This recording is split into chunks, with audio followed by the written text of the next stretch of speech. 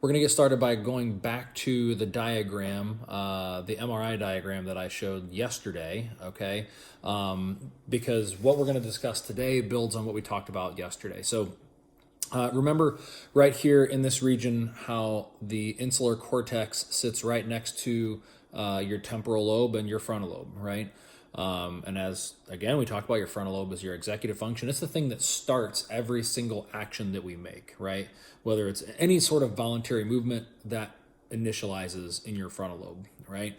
What your temporal lobe does is, like I mentioned before, it talks about, it deals with visual and auditory and spatial and speech association, okay? And what that really means is that if you see something, you can relate it to what its purpose is, right? Or you can relate it to a previous experience, or how if you hear the song, if you hear a Blue Jay tweet, that you know that that's a Blue Jay and not a Cardinal, right? That sort of thing.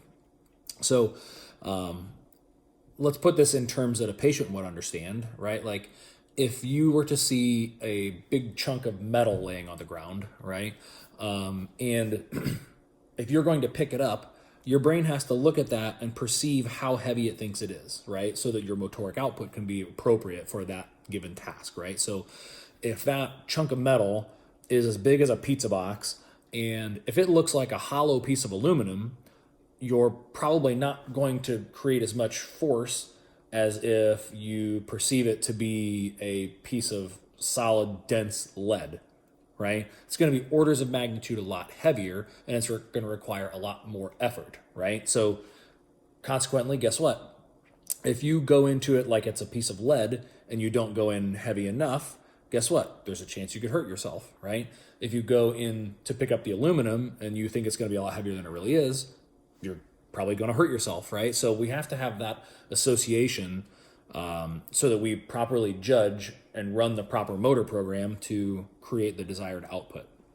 So let's put this in to even kind of even an easier way of thinking about this, right? Because this can be kind of a even more simplified, or even kind of a lower tier sort of education moment as well.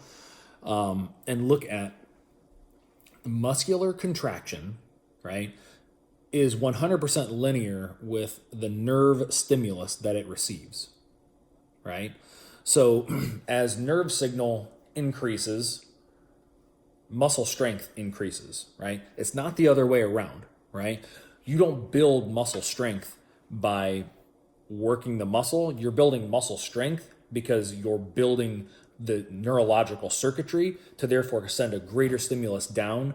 And also, by the way, by breaking down that muscle, you're also strengthening the fibers with which it's going to transmit force, right? So anybody can get on YouTube and watch like weightlifting videos of these guys like totally ripping their bicep in half, right? And it's because literally the stimulus from their brain coming down the nerves to their arm is greater than the strength of the tissue itself. And what happens? The tissue rips, right? And again, that doesn't happen the other way around. You have to have the strong neurological connection for that to even happen, right? And again, that all goes back to your brain's ability to perceive what it's going to do so that it takes the appropriate action, right?